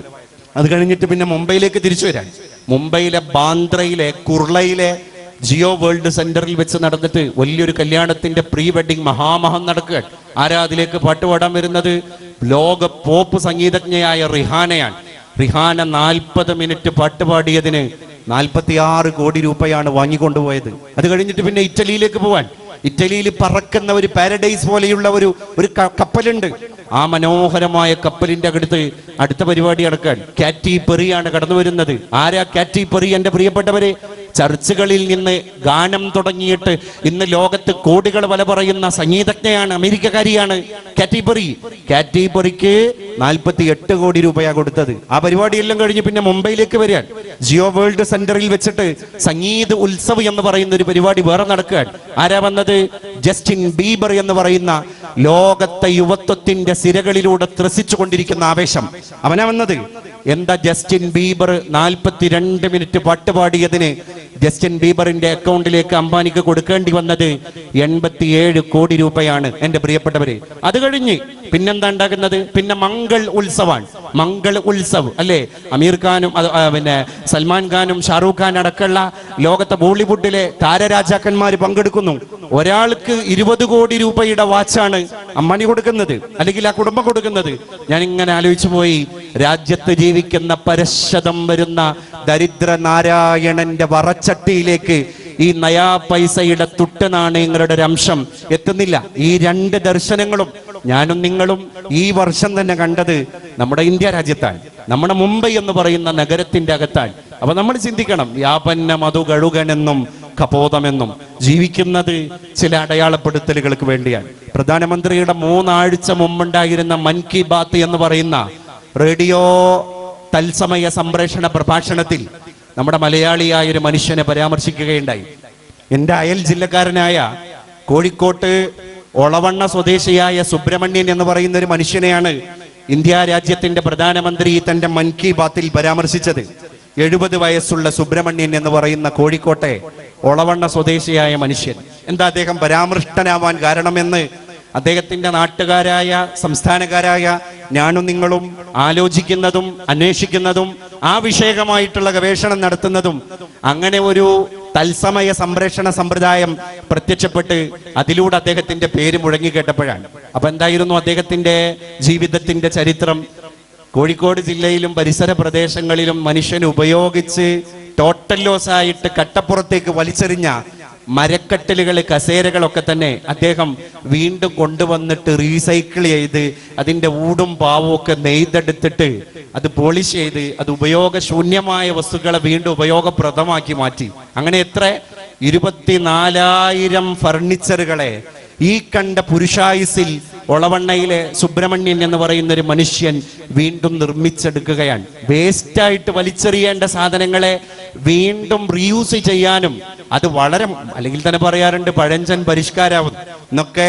വലിയ വലിയ കുടിയിരിക്കുന്ന ഹൗസ് വാമിങ് ചടങ്ങുകൾ നടക്കുന്ന മണിമന്ദിരങ്ങളെ പോലെ തോന്നിക്കുന്ന അലങ്കൃതങ്ങളായിരിക്കുന്ന പുതിയ ഭവനങ്ങളുടെ സിറ്റ് ഔട്ടുകളിലൊക്കെ തന്നെ സ്ഥാനം പിടിച്ച മനോഹരമായിരിക്കുന്ന സിംഹാസനങ്ങളെ പോലെ തോന്നിക്കുന്ന കസേരകൾ, ഇരിപ്പിടങ്ങളൊക്കെ പഴയ ആകൃതിയിലാണ്, പഴയ പകിട്ടിലാണ്, പ്രാചീന ശൈലിയിലാണ്. അതുകൊണ്ടാണ് പഴഞ്ചൻ പരിഷ്കാരം എന്ന് പറയുന്നത്. അതൊരു പരിഷ്കാരാക്കി കൊടുക്കാൻ സുബ്രഹ്മണ്യൻ എന്ന് പറയുന്ന ഒരു മനുഷ്യന് സാധ്യമായി. അതൊരു അടയാളപ്പെടുത്തലാണ്. ഒരാഴ്ച മുമ്പ് പ്രത്യക്ഷപ്പെട്ട മലയാള മനോരമയുടെ പത്രത്തിൽ എൻ്റെ അരീക്കോട്, മലപ്പുറം ജില്ലയിലെ അരീക്കോട് സ്വദേശിയായ ഒരു 15 വയസ്സുള്ള ഫാരിസ് അബൂബക്കർ എന്ന് പറയുന്ന ഒരു കുട്ടിയെ പറ്റിയിട്ടുള്ള ഒരു പെട്ടിക്കോളം വാർത്തയുണ്ടായിരുന്നു. 16-15 വയസ്സുള്ള ഒരു കുട്ടി. അവൻ എന്താ ചെയ്തത്? അവൻ്റെ മനസ്സിൽ ഒറ്റയ്ക്ക് ഇരുന്നപ്പോൾ തോന്നിയൊരു ബോധം, എൻ്റെ നാട്ടിലൂടെ, എൻ്റെ നാടിൻ്റെ ഇടവഴികളിലൂടെ ഞാൻ നടന്നു പോകുമ്പോൾ ഈ കുട്ടികളൊക്കെ തന്നെ ചവച്ചു തുപ്പിയ മിഠായിയുടെ കവർ അങ്ങനെ അപ്പാടെ വലിച്ചെറിയാൻ, അവരെ പൊളിത്തീൻ കവറുകൾ, ഭക്ഷണത്തിന്റെ വേസ്റ്റുകൾ അങ്ങനെ ഇടാൻ. ജനങ്ങൾക്കൊരു ബോധോദയം ഉണ്ടാകണം. അതിനൊരാൾ ശ്രമിച്ചാലേ നടക്കുള്ളൂ. പണിയെടുത്ത് കാണിച്ചു കൊടുത്താൽ ദൃസാക്ഷികളാകുന്നവരുടെ മനസ്സിലെങ്കിലും ഒരു ആന്തോളനവും ഒരു മനസ്സാന്തരവും ജനിപ്പിക്കാൻ എനിക്ക് കഴിഞ്ഞാൽ അത് വലിയൊരു കടാക്ഷമാണ് എന്ന് വിശ്വസിച്ച് ആ കുട്ടി എന്ത് ചെയ്തു? ഒരു 10-15 ചാക്കുകൾ, പഞ്ചായത്തിലെ ഹരിത കർമ്മസേന ഉണ്ടല്ലോ, ആ സ്ത്രീകളെ പോയി സമീപിച്ചിട്ട് അവരോട് പറഞ്ഞു, നിങ്ങൾ കുറച്ച് ഒഴിഞ്ഞ ചാക്കുകൾ തരണം, എനിക്കൊരു പണിയുണ്ട്. എന്നിട്ട് അവന് കൊടുത്തു. അവൻ എന്ത് ചെയ്തു? അവൻ്റെ നാട്ടിൻ്റെ ഇട്ടാവട്ടത്തുള്ള ഒന്നിടവിട്ട അല്ലെങ്കിൽ കുറച്ച് ഇടവിട്ട ഇലക്ട്രിക് പോസ്റ്റിന്റെ മുകളിൽ ആൾക്ക് എത്തുന്ന രീതിയിൽ അത് കെട്ടിവെച്ചു. അതിൻ്റെ കൂടെ തന്നെ ഒരു എഴുത്തും, മാലിന്യങ്ങൾ, വേസ്റ്റുകളൊക്കെ ഇതിനകത്ത് നിക്ഷേപിക്കുകയാണ്. അങ്ങനെ അവൻ ദൈനംദിനം നടക്കുകയാണ്. അവൻ കെട്ടിവെച്ച ഈ 10-20 ചാക്കുകൾക്കിടയിലൂടെ ദിവാനിശം അവൻ നടക്കുകയാണ്. അശ്രാന്ത പരിശ്രമം നടത്തിയിട്ട് അവൻ നടക്കുകയാണ്. കാണുന്നവരോടൊക്കെ പറയാൻ, ചാക്കിങ്ങനെ നിറഞ്ഞപ്പോ ആ പാതി വഴിയിൽ പിന്നെ മിഠായിയുടെ കവറിട്ട കുട്ടിക്ക് തന്നെ ഒരു ബോധോദയം, പിന്നെ എന്തിനാ ഇവിടെ ചാക്ക് വെച്ചത്? ഈ ചാക്ക് എങ്ങനെയാ നിറഞ്ഞത്? ആരൊക്കെ കൊണ്ടുപോയിട്ടല്ലേ? അപ്പൊ വേസ്റ്റ് ഇടാൻ ഒരു കൃത്യമായ സ്ഥലമുണ്ട് എന്ന് ബോധവൽക്കരിക്കലായിരുന്നു അവന്റെ ലക്ഷ്യം. യുവാക്കൾ ഇറങ്ങി, വൃദ്ധരെ ഇറങ്ങി, ശിശുക്കൾ ഇറങ്ങി, ബാലന്മാർ ഇറങ്ങി. 2 ദിവസം കൊണ്ട് ഈ ചാക്കുകൾ മുഴുവൻ നിറഞ്ഞു. 10-20 ചാക്കുകൾ 2-3 ദിവസം കൊണ്ട് നിറഞ്ഞപ്പോ അവൻ ബോധ്യപ്പെടുത്തിയത് എന്തൊക്കെ സന്ദേശങ്ങളാണ്? 2-3 ദിവസം കൊണ്ട് 20 ചാക്ക് നിറയാനുള്ള മാലിന്യം ഈ നാട്ടിലുണ്ട് എന്ന ആദ്യത്തെ സന്ദേശം. രണ്ടാമത്തേതോ, ഈ മാലിന്യങ്ങളൊന്നും പൊതുനിരത്തിലേക്ക് വലിച്ചെറിയാനുള്ളതല്ല എന്ന മറ്റൊരു സന്ദേശം. മൂന്നാമത്തേതോ, അത് അതിലേറെ കടുകട്ടിയുള്ള സന്ദേശമാണ്. ചിന്തിക്കുന്നവരുടെ നെഞ്ചിടത്തിലേക്ക് നീട്ടിപ്പിടിച്ച ഇരട്ടക്കുഴൽ തോക്ക് പോലെയുള്ള സന്ദേശം. അതേതാണ്? നിങ്ങളെപ്പോലൊരു 16 വയസ്സുള്ള കുട്ടിയാണ് ഞാനും, നമുക്കൊക്കെ വേണം എന്ന് വെച്ചാൽ ഇങ്ങനെയൊക്കെ ചെയ്യാം, അല്ലേ? അങ്ങനെ ഒരുപാട് സന്ദേശങ്ങൾ ഒരു നാടിന്റെ മുറ്റത്ത് കൽമഷം കലരാതെ, ആർക്കും യാതൊരു രീതിയിലുള്ള ശത്രുതാ മനോഭാവമോ വൈമനസ്യമോ ആ രുചിരകതയോ നീരസമോ അനിഷ്ടമോ ആരുടേതിൽ നിന്നും സമ്പാദിക്കാതെ മൊഞ്ചോടുകൂടെ അവൻ നിർവഹിച്ച ഒരു ചാരു ചിത്രം. അതിന്ന് അൽഷിമേഴ്സ് വന്നാലും നമ്മളാരും മറക്കൂല. എന്തുകൊണ്ടാണ്? അതൊരു പണിയാണ്. ലോകത്ത് അവൻ നിർവഹിച്ച ഒരു പണിയാണ്.